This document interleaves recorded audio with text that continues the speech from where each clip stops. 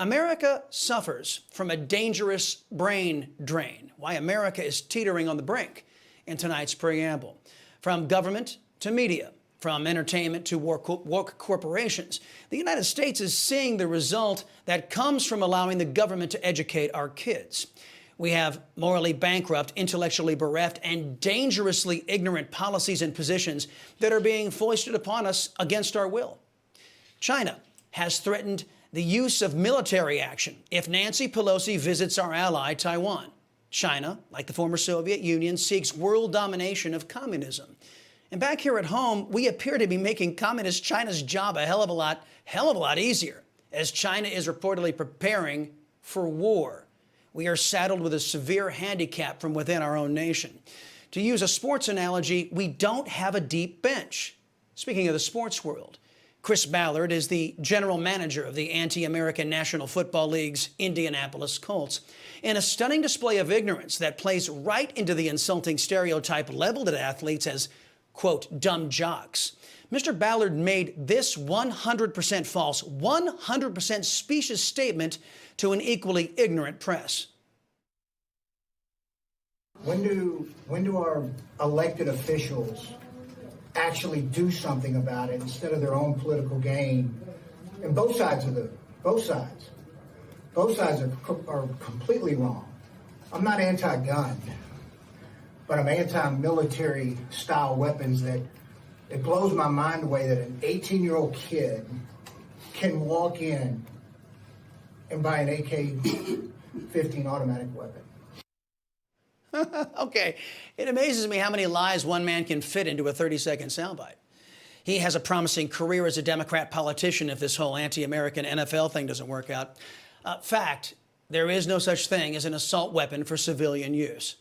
Fact, no 18-year-old or American adult, for that matter, can simply walk into a gun shop and buy an automatic weapon. Those are highly regulated and require extensive special licensing. Fact, there is no such thing as an AK-15 for civilian use. It's Russian-made and used in the military, not civilian applications. AK-15 also refers to the USS Sirius. It's a cargo ship in the United States Navy. Either way, an 18-year-old can't show up into a gun store and buy one. Mr. Ballard, like the majority of the left, are completely ignorant of firearms and the constitutional right of self-defense. Case in point, Alexandria Ocasio-Cortez. Here she is, grilling the CEO of Daniel Defense over a tattoo allegedly featured in one of their ads.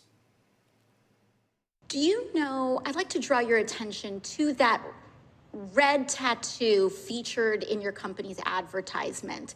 Do you know what that tattoo is, Mr. Daniels? I'm not sure this is our ad. Can you show the whole ad? Is this our ad or someone else? Yes, this is your ad, Mr. Daniel. This is an advertisement for your company, Daniel Defense. Why is the brand name not in the photo? No worries, no worries. Yeah, no worries. Just accept what AOC is telling you is true. With no due respect, Alexandria Ocasio-Cortez, you're an avowed socialist. And a universal truth is that all leftists lie. So kudos to Mr. Daniels there for not conceding that was his ad. AOC continued. Ms. Sampson, as an expert in this area, can you briefly tell us what that tattoo is? That's a fall knot, and it's a symbol that has been increasingly embraced by white supremacists. So, Mr. Daniel, you may or may not know, but your company's advertisement prominently displays iconography associated with white supremacist movements. Okay, wait. Folks, I don't know what that symbol is. I can't tell you if racists use that symbol. I don't hang out with racists. Apparently AOC or her witness does. You can also find it in this other photo that I will be pulling up right now. Right there from January 6th, you can see the fall knot right there on this gentleman's chest. Mr. Daniel, yes or no, are you aware that your advertising department uses imagery affiliated with white supremacist movements in its marketing materials? No, ma'am, I don't think we do. Reclaiming my time, thank you. I apologize, I just have to move. Okay. Yes, she's really after the truth, isn't she, my friend? So, Left-wingers claim that symbol is a symbol that has recently, apparently in convenient timing for Democrat political needs, has recently been co-opted by white supremacists. That's what leftists say. Does that make it true?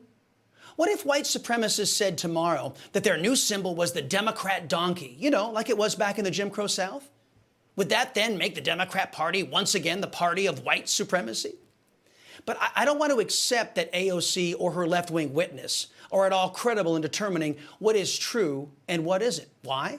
Because socialists and Marxists also say the American flag is a symbol of white supremacy.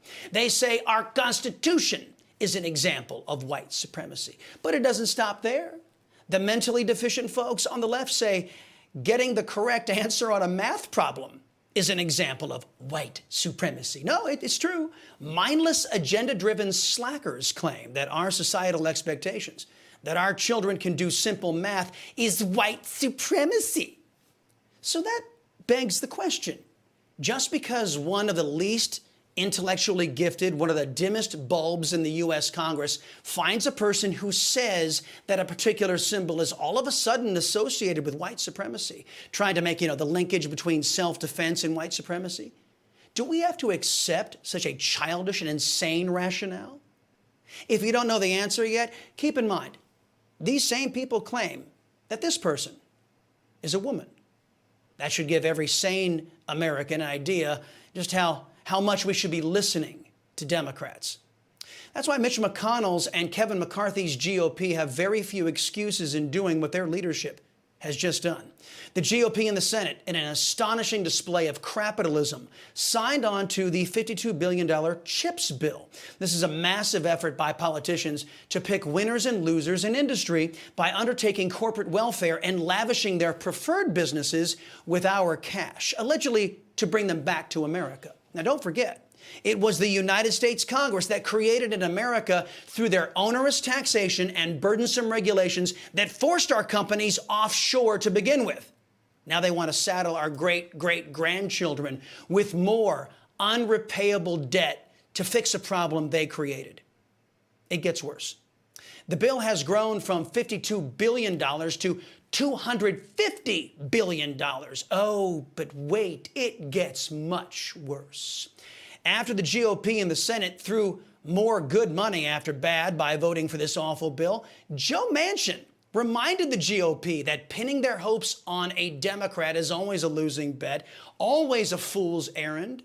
Joe Manchin and Chuck Schumer announcing a $369 billion package to fund Joe Biden's Build Back Better boondoggle. Now that led the GOP in the Senate, recognizing that they just set Americans up to get screwed, to urge the House GOP to vote against that massive CHIPS bill. So now the only chance America has is that a sufficient number of socialist Democrats won't vote for crony capitalism. What's the likelihood of that? So now the Republican Party has just teamed up with the Socialist Democrat Party to pass the Republican CHIPS Act and the Socialist BBB Act that will combine to saddle our people, our nation, with $650 billion more in debt and increasing inflation paying that much more. A government that colludes to harm its own people isn't a very smart government, nor is it ethical, nor is it American. Around the world, there are governments that write checks out of their treasury to businesses. Around the world, there are governments that pick winners and losers in industry. Around the world, there are governments that make decisions that benefit those in the ruling class and harm their citizens. We have a name for them. They are called communist governments. And it's hard for me at this point to differentiate actions being taken by Republicans and Democrats here in the USA from those communist governments. We are told our two-party system is smart because it represents differing ideas. I'm still waiting to see evidence of that. Hope springs eternal. Hey guys, it's Rob Carson. I want to tell you about the Patriot Gold Group. But first, let me tell you that the S&P has already lost $8.2 trillion in 2022. Did you know that? Peak inflation is not even hit despite the Fed rate hikes on groceries, on gas. You know it as well as I do. Morgan Stanley and Goldman Sachs are warning of another 20% drop. Inflation is winning in a knockout right now. The Fed is going to raise rates again at the end of July. Meanwhile, Goldman, Wells Fargo, and Bloomberg are all forecasting gold to surpass all-time highs. If you want to invest in gold, call 888-936-2373 now. Call the Patriot Gold Group today and ask about their no-fee-for-life IRA. Sounds like a good deal, don't it? Here's the number, 888-936-2373. 888-936-2373 for the Patriot Gold Group.